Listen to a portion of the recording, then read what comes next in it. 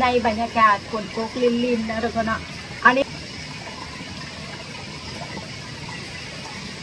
แต่กับบนทางหอมบัวทุกสีทุกคนบนเก้าบนเดิมเอาแก่ตัวสีเราได้ที่อาจับกระสีบวีละแต่ว่าได้น้ำหมูมันหลายสบายดียามเช้าเด้อพ่อแม่ไอ้น้องเบิร์ดทุกคนเนาะทุกคนมือนี่เขาฝนตกเด้อฝนตกเงินสสีบ้านสสีทุกคนพายุเข้าเนาะเมื่อกี้นี่ค่ะตกฟังแห้งทุกคนสีกำลังล้างถ้วยอยู่กำลังล้างถ้วยเอาน้ำขึ้นอยู่ตรงนี้แล้วพายุมาเกือบล้างถ้วยโบแล้วดีแต่ว่าสีพยายามล้างจนแล้วนะแล้วก็ตะกี้ว่าสีอัดคลิปนะว่าสีอัดคลิปตอนแบบพายุมาทุกคนบริอัดซ้ำเพราะว่าโทรศัพท์กับซากอยู่เนาะแบบซากยานไฟมันดับอีกนะสิก็เลยล้างถ้วยหักกันแล้วเนาะเอาน้ำขึ้นเดี๋ยวมื้อนี้สิกับสิมาเฮ็ดกินทุกคนเลยตะกี้กับว่าสีอัดคลิปมาแล้วว่าสีอัดคลิปเฮ็ดกินให้เลยแล้วผัดพายุเข้าบ้างเลยผมแต่ก็ยากกับสีอัดคือเก่าเนาะทุกคนเนาะก็แห้งเลยได้ทุกคนเลยอันนี้คือเดี๋ยวมันเริ่มมาอีกแล้วเหมือนเดิมโอนพายุเข้าแล้ว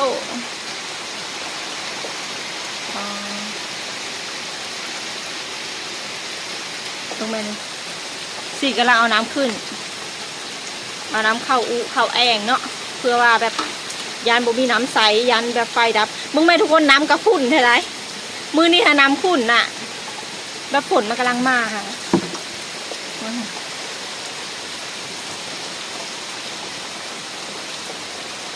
กีนี่ค่ะ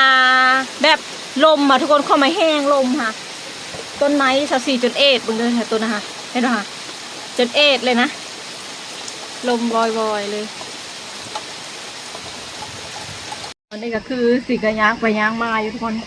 ว่าสีเฮ็ดกินเท่าไหร่กระย่างไปย่างมาเอาถ้วยเอาบ่วงไปไว้ไม่ยังเพราะว่ายามันมาอีกเนาะตะกี้แหละว่าที่ถ่ายคลิปเป็นอย่างเลยมาแล้วค่ะผู้ดีพายุมาเนี่ยนะแต่กระถ่ายคือก้าวเนาะบ่เป็นปัญหาทุกคนเลยบ่ฮู้ว่าอยู่ไทยฝนตกคือเดียวหรือเปล่าเนาะทุกคนเนาะเมื่อนี้ก็คือแบบพายุเข้านะพายุเข้าบ่ฮู้ว่าน้ำสิท่วมหาอีกหรือบ่เนาะทุกคนแต่ว่าเมื่อคืนเนี่ยฝนตกเนาะฝนตกที่ทางบุรพาบุญนี่ว้าวบุญนี่ถามได้นำใบท่วมหานบ่วะเสียวบ่ใบท่วมว่ะแต่ว่าตอนนี้ฝนตกลิ้นอยู่ว่ะเมื่อคืนนี้บุรพาตกเบิดคืนว่ะตกบางแห้งนึงว่ะตกใส่น้ำกำลังมาทุกคนเลยมื้อนี้อย่าบอกเด้อว่าน้ำสิท่วมอีกแล้วทุกคนน้ำสิท่วมหาสีแล้วบ่จักจะมาลุ้นนำกันนะทุกคนเดี๋ยวสิจะอัปเดตให้เบิ่งเนาะทุกมื้อเลยทุกคนเลยแต่ว่ามันบ่แห้งค่ะนะแต่ว่ามื้อนี้แห้งเมื่อนี้สิมาเฮ็ดกินทุกคนได้เฮ็ดกินตอนเช้านะในบรรยากาศฝนตกลินๆนะทุกคนเนาะอันนี้คือสีซื้อหมูอันนี้เป็นเนื้อหมูเนาะโล100,000กีบอันนี้สีซื้อครึ่งโลเนาะ50,000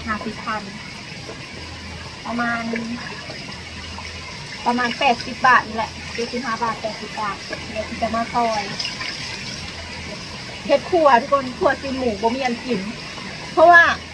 เธอสีบ่ได้ไปตลาดเช้าโดนแล้วทุกคนเลยย้อนนี่แหละจะมีเลี้ยงในกาแล้วค่ะโบได้อันไปเลยไปจะแบบเวลาเขาเลิกจากหานมาหานะแล้วก็แวะซื้อของกินแล้วก็จะได้ก็เฮ็ดแบบเพื่อตอนเช้าไม่ยังเลิกตอนเช้าตอนแรกเลยแต่นั้นเลยบ่ได้ไปตอนเช้าเลย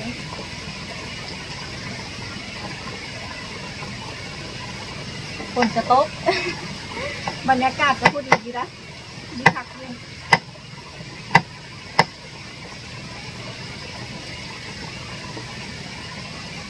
ท่านนี้พักใส่คือพิเศษทุกคนเลยแต่ว่าคือไปตลาด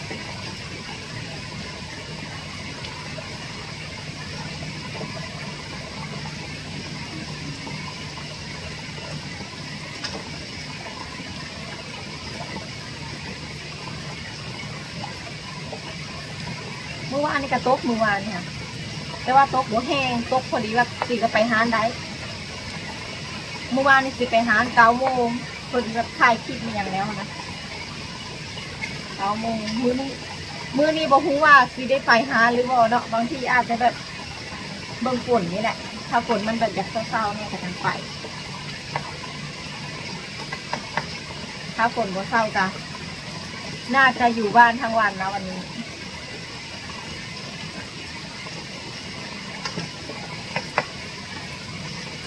ก็เลยกับบุญออกพรรษาเลยนะทุกคนเนาะมันกับซีเมียนเทศกาลไหลเรือไฟเนาะยูลาวนะยูลาวกระยวนทำหมวนไปเลยทุกคนอยู่ทำหมวนกับยูแขวงสตรีมันจะมีเนาะเพื่อจีไหลเรือไฟนะยวนตกกันข้ามกับนครพนมค่ะนะนครพนมกับที่เหตุเลยนะ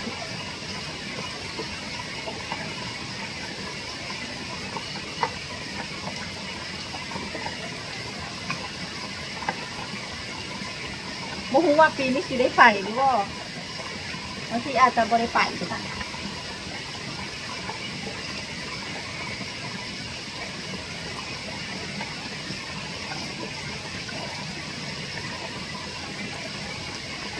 ซอยไปเลยทุกคนซอยแล้วก็สีเอาไปล้างอีกทีนึงเพราะว่าจะน่าสั่งไปคั่วเฮ็ดอาหารเช้าแล้วก็ใส่ผักหอมบัวที่ต่อซีฟู้ดมันกะซีเบิร์ดเลยทุกคนเพราะว่ากินตลอดเนาะแล้วก็ซีฟู้ดอีกก็น่าสิกับฟู้ดอีกแต่มื้อนี้น่าจะบริฟู้ดเพราะว่าฝนมันแต่กับโบเน่เนาะบางที่ตอนแรกค่ะนะตอนแรกถ้าว่าซีบริไปหาในซีฟู้ดอีกตอนแรก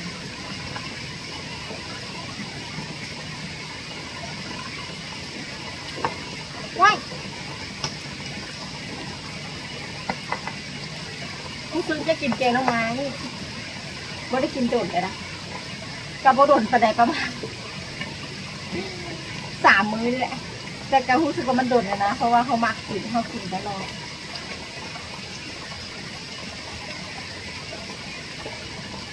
ดีเป็นคนหนึ่งที่ว่ามักกินแกงน้องไม้ก็มากแห้ง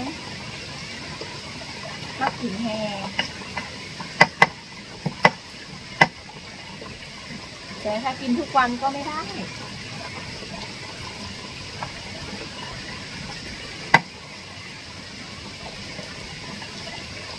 ซอยบนนี้ไหนนะมันมีหลากอะไร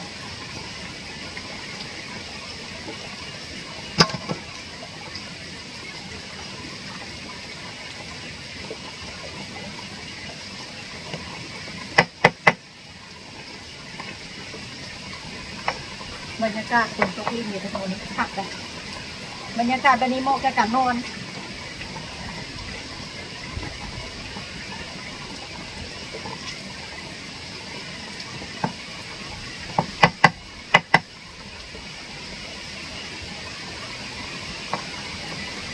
โอ้แห้งมาก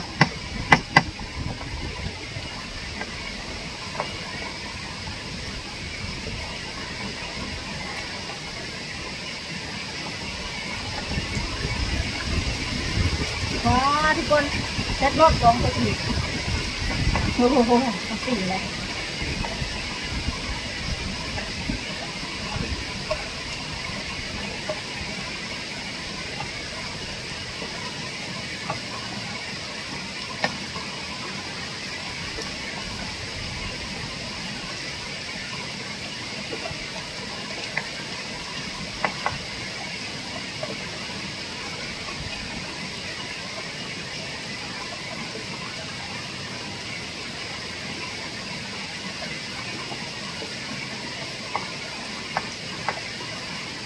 ว่างตอนที่สีล้างผัวทุกคนเลยผัวนี่อีกนะฝนตกนะลมเลยลมแห้งแล้วก็ฝนก็หลายจะสีไว้ทางเนาะเพราะว่าอีกอย่างก็สั่งแบบจูทุกคนช่วยแล้วแหละเอาซันนี่กับโคเนาะไปเดี๋ยวเอาไปขั่วกันเลย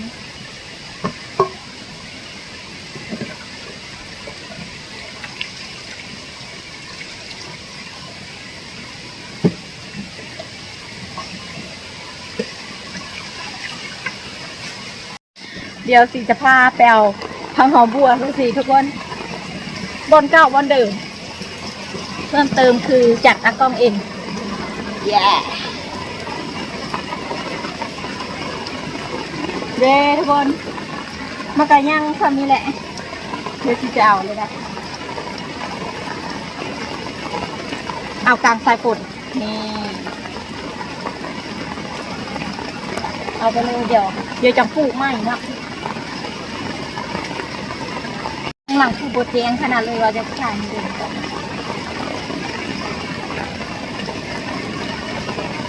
หลายเติบนี่ไปเลยได้เยอะอยู่แค่ฝนกันเลยเงียบลงไปก่อนโอเคว้าวว้าวว้าวผักบัวเสาสี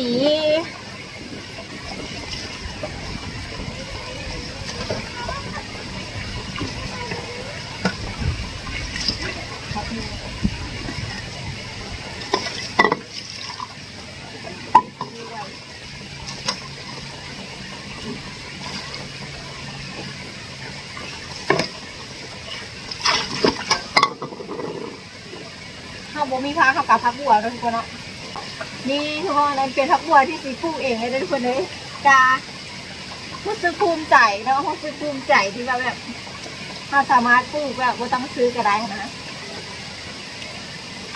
ได้หลายตื้ออันนี้คือเบิร์ดอันนี้ไงนะเบิร์ดแผงนึงเลยนะสีเอาอันเตะไข่เนาะเตะไข่2 แผงนี่แหละเดี๋ยวสีจะปลูกอีกเนาะทุกคนแต่ว่ามันเสียอย่างหนึ่งคือแบบถ้าวันถ้าปลูกถ้ากินเลยนะแหละหัวมันสีเบิร์ดทำไมเห็ดแบบนี้หัวมันสีเบิร์ดไวแต่ถ้าแบบพอปลูกแล้วถ้าไว้อยู่นานนะเขาตีเด็ดกินจะใบมันอันนี้คือวันไทยยังประทานได้ด้วยซะแต่ว่าเขาตีปลูกไว้กินเลยนะหญ้าบุกเป็นยังดีกว่าเขาปลูกเนาะดีกว่าป้าให้มันนะตึกหนาวดีกว่าป้าให้ปวกไปเลยสิจะเอาอันหัวมันออกเนาะ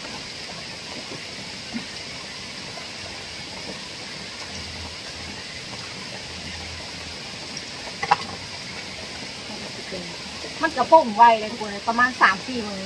3-4 มื้อก็ได้กินแล้วอันนี้ทุกมื้อหรือว่า5 มื้อ6 มื้อก็คือว่าโอเคอยู่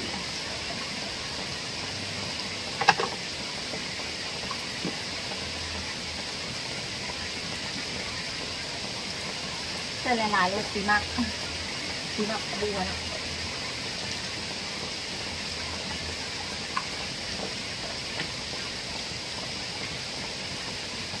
ตั้งกองโซติกระหักเลยทุกคนแต่ว่ากลับมาใส่ตัวนี้เนาะกลับมาใส่ตัวท่อ PVC แล้วเราจะเนี่ยใส่คัดดู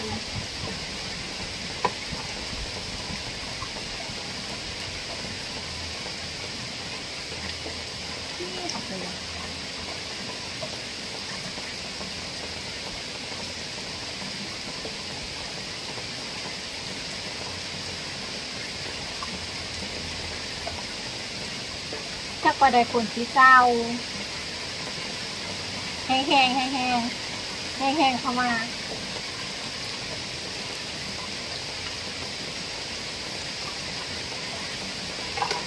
โอเคเสร็จเป็นที่เรียบร้อย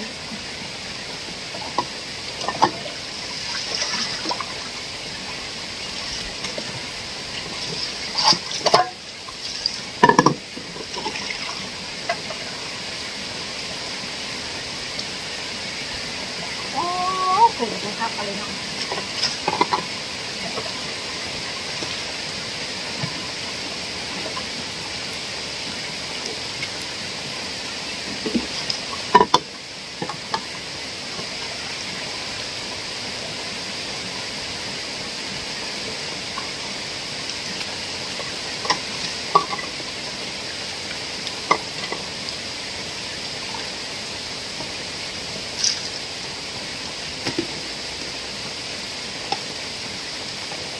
เดี๋ยวซีจะตักเลยทุกคนซอยเลยเนาะเพราะว่าเนื้อไก่มองเห็ดเลยมันจะได้ซอย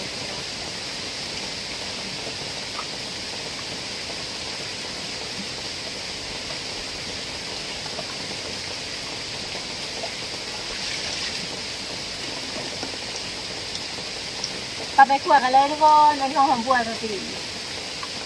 โตกลีนบรรยากาศเป็นตะนอนไปชิดจังขึ้นถึงจะไปทุกคนมาเลยขวดกันเลยอันนี้ก็คือหม้อเก่าแก่สสีเราได้ที่อาจับกระสีบวีละแต่ว่าสามารถขวดได้อยู่เขาจะต้องแบบจับอันการให้ระวังเลยทุกคนเพราะว่ามันอันนั้นห เงินสีทุกคนเวลาน้ำมันหัวหนึ่งทุกคนนะลงมาเลยเปลี่ยนอากาศก็เป็นอย่างนั้นทุกคนมาขั่วกันเลยใส่น้ำมันลงไปเลยจ้าใส่น้อยนึงเนาะเพราะว่าเราใส่หมูเท่ากับมีน้ำมันแล้วขนาดหน่อยได้ไม่เป็นไรฟัน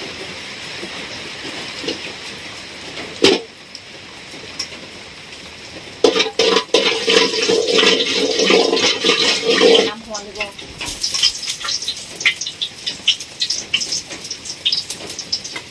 ใหม่แล้วทุกคนที่จะเอามือลงไปป้าเราจะเอาน่ากินไหมล่ะเฮ้ยขั่วก่อนทุกคนสีขั่วหมูก่อน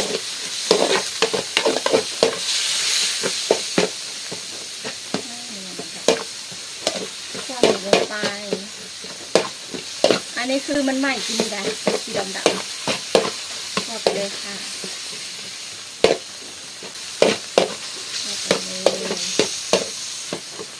ขั่วไปจนหมูสุกนะ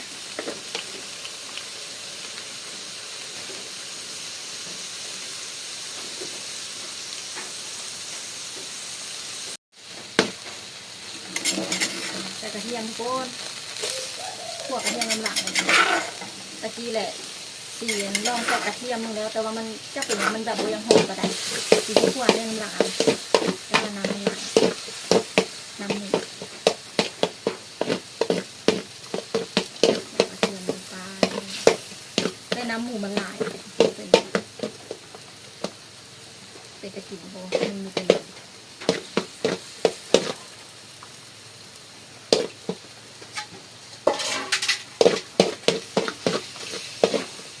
ว่าเขากันเลย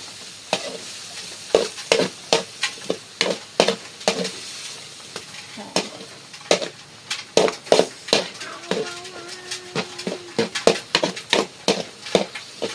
สมัครเห็ดเลยทุกคนน่าเสิร์ฟซีฟู้ดมัน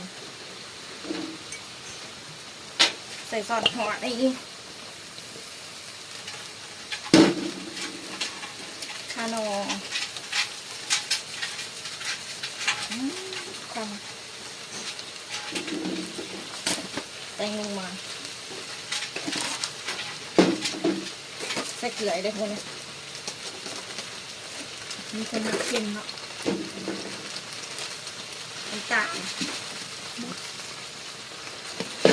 เอาลงให้เข้ากันไปเลยว้าว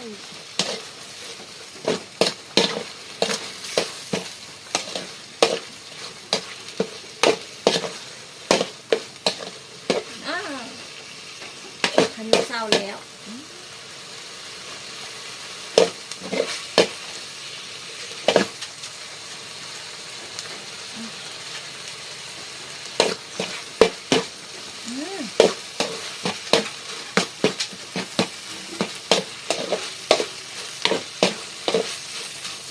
แล้วนะคะใส่หอมบัวเลยทุกคนแกะครับโบมี่ใส่หอมบัวเอา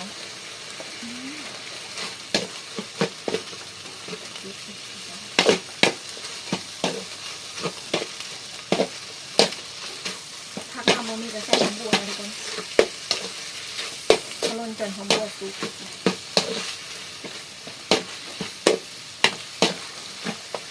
ไปหน่อยนึงโอเค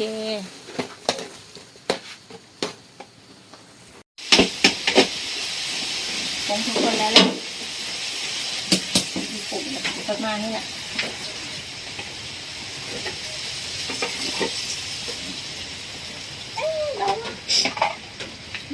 คนครัวสสิก็ได้แล้วเป็นเชียงหัวแล้วมาเด้อทุกคนเด้อมากินข้าวซ้อนมากันเด้อทุกคนไปได้หน้ากินกี่วันเนี่ยมาเด้อทุกคนเด้อ